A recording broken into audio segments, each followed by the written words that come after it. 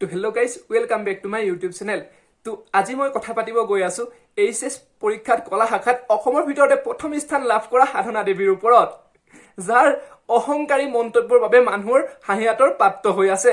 যোনে মানে কাৰ লগত কেনেকে কথা পাতিব লাগে সেইবিলাক কথা একোৱে নাজানে, সেইটো কাৰণে গোটেই অসমৰ মানুহে তাইক ভালকে ধুই আছে।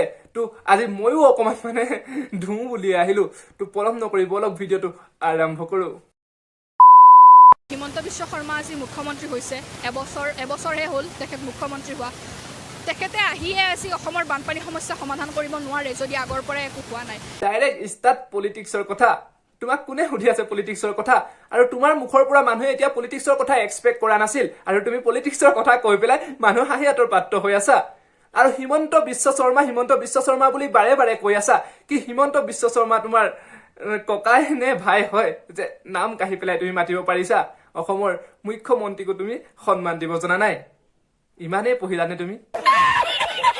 এজন মানুহে ডিষ্ট্ৰেক্ট নোহোৱাকে থাকিব পাৰে, কিতাপ পঢ়িলে কেতিয়াও ডিষ্ট্ৰেক্ট নোহোৱাকে নাথাকে, কাৰণ এজন মানুহে দিনটোৰ 20-25 ঘণ্টা এইচএছ পাছ কৰিয়ে তাই নিজৰ কাম আৰম্ভ কৰি দিছে। তাই 24 ঘণ্টাৰ ঠাইত 25 ঘণ্টা বনাই দিছে। কমটি ডাঙৰ কাম কৰিছে নে? মই গম পাইছো বহুত ভালদৰে পঢ়া শুনা কৰিছে, যাৰ কাৰণে 24 ঘণ্টাৰ ঠাইত তাই 25 ঘণ্টা পঢ়িব পাৰিছিল। চাব লাগিব যে বানপানী হোৱাৰ পিছত হিমন্ত বিশ্ব শৰ্মাই কিমানখিনি ৰিলিফ দিছে, যিটো এক্টিভ টাইপত তেখেতে ছাৰ্ভিচ দিছে। আমাৰ জিলাখনৰ সকলো জেগাতে তেখেতে গৈছে। বাৰে বাৰে মুখ্যমন্ত্ৰী হিমন্ত বিশ্ব শৰ্মাৰ নাম লৈ আছে।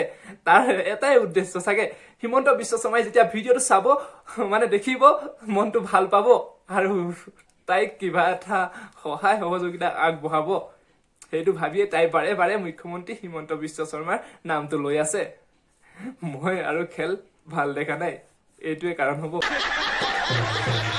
বাহেতা চাৰিআলি ফাৰ্ষ্টতেতো মোৰ তাতে ছায়েন্স ষ্ট্ৰীম আহিছিলে, ৰামানুজন একাডেমীৰ ছায়েন্স ষ্ট্ৰীম আহিছিলে। মোক তেওঁলোকে তেতিয়া তেখেতসকলে ছায়েন্সৰ কাৰণে কৈছিলে, মই কৈছোঁ নাই ছাৰ, মোৰ সৰুৰ পৰা ড্ৰিম আছে যে মই আৰ্টছেই ল'ম। বাহ বাহ, ছায়েন্স ষ্ট্ৰীমৰ মানুহ আহি পেলাই তাইক কৈছে তুমি ছায়েন্স লোৱা, কিন্তু তাই ছায়েন্স নললে। তাই সৰুৰ পৰাই সপোন বোলে আৰ্টছ লোৱা।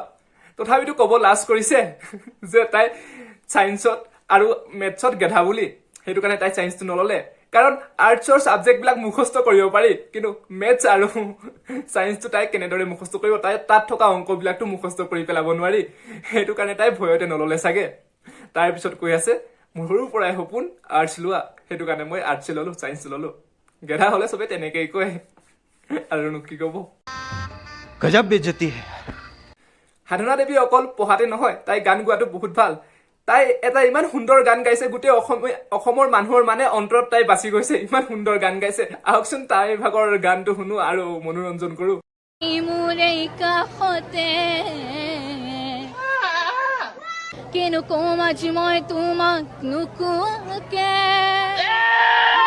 সঁচাকে তাই গোৱা গানটো শুনি পেলাই মানে ওচৰত ছাগলীয়ে চিঞৰি থকা নিচিনাহে লাগিছে। তাই ইমান সুন্দৰ গান গাইছে মানে মিমাৰ্চ বিলাক ৰখিব নোৱাৰি লগালগ মানে তাই গানৰ লগত ছাগলী মাত সংযোগ কৰি মানে ভিডিঅ' লগালগ বনাই দিলে। ৰখিব নোৱাৰিলে, কেনেকেনো ৰখিব? বাইকৰ চাইলেঞ্চাৰ লৈ পেলাই যদি কোনোবাই ডিঙিত বাইকৰ চাইলেঞ্চাৰ লগাই যদি গান গাব আহে, থৰি না সুন্দৰ গান ওলাব। আৰু যেনেদৰে ধৃতিৰাজে নিজৰ সুন্দৰ কণ্ঠৰ বাবে মানুহৰ অন্তৰে অন্তৰে বিয়পি গৈছে। তাৰ সুন্দৰ গান আৰু সুন্দৰ কথাৰ বাবে মানুহে তাক বহুত ভাল পাইছে। আৰু তোমাৰ কেলা এই অহংকাৰী স্বভাৱ আৰু অহংকাৰী কথাৰ বাবে তোমাক কোনে ভাল পাব? ডাঙৰক কেনেকে কথা কব লাগে আৰু ক'ত কেনেকে কথা কব লাগে সেইবিলাকে যদি তুমি নাজানা, তেন্তে হলে তুমি ঘাণ্টা এইচএছত ফাৰ্ষ্ট পাইছা। অকল সেইটো গোটেই বস্তুবিলাক মুখস্থ কৰি পেলাই তাৰ বাহিৰে আৰু একো কাম নাই। বাহিৰৰ কথা কিবা সুধিলে একো নাজানে। এনেকে পৰীক্ষা পাছ কৰি একোডালটো লাভ নাই। শিষ্টাচাৰটো অলপ শিকি লোৱা, তাৰ পিছত গৈ মিডিয়াত কথা কবাগে। ये बड़ी अच्छी बात कही आप।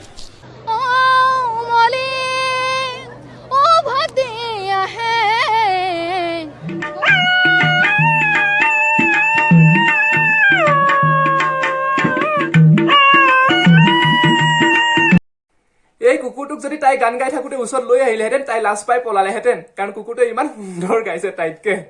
যদি গান গাব তই নাজানই, কিয় কব লাগে উস্তাদি মাৰি মই গান গাব পাৰো বুলি? উস্তাদিটো মাৰিব নালাগে। এনেই সংগীত জগতখনক তই লাজ পোৱাইছ তোৰ এই গানৰ জৰিয়তে।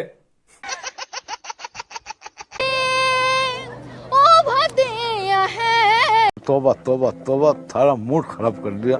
চাওক না তাইৰ ভাগৰ গান শুনি মানে পিছত ৰখি থকা মানুহকেইজনে হাঁহি মানে ৰখাব পৰা নাই, যেনে তেনে মানে টিপি টিপি হাঁহি আছে।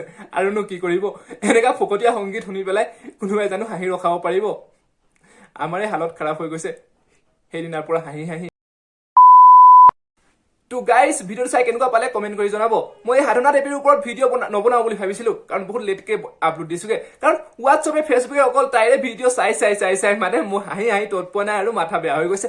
তো মই ভাবিলো এটা ভিডিঅ' বনাই দিওঁ, লাগিলে পিছতে বনাওঁ, যি হয় হওক, মানুহে চাওক বা নাচাওক কোনো কথা নাই, মানে অশান্তি পাই আছো চবতে দেখি দেখি। তো বনাই দিলো।